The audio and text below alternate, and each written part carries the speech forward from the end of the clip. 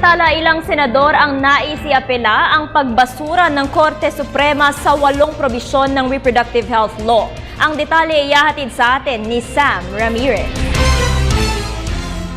Hinimok ni Senadora Miriam Defensor Santiago, author at co-sponsor ng reproductive health law, ang mga pro-RH groups na maghain ng motion for reconsideration upang mapag-aralang muli ang legalidad ng 8 probisyon na ipinatanggal ng Korte Suprema sa nasabing batas.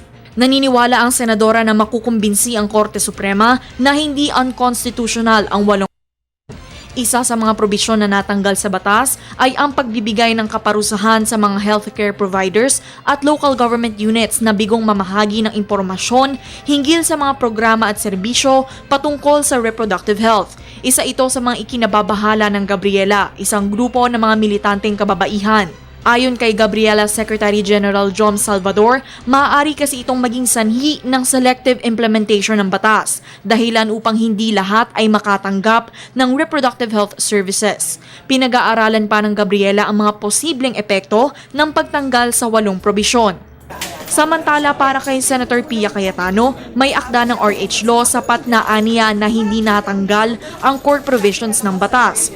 Ngunit suportado naman ng mambabatas ang pagsusumite ng apela sa Korte Suprema hinggil sa mga ibinasurang probisyon.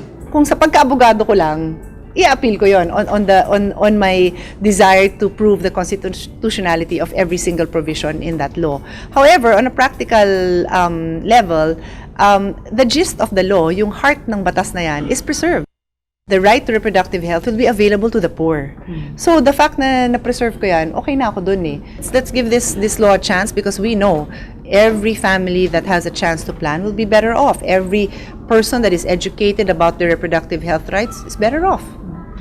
Information is power. Tell me, when did you ever see a society that grew because of ignorance? Tell me. Para sa Telebisyon ng Bayan, Sam Ramirez.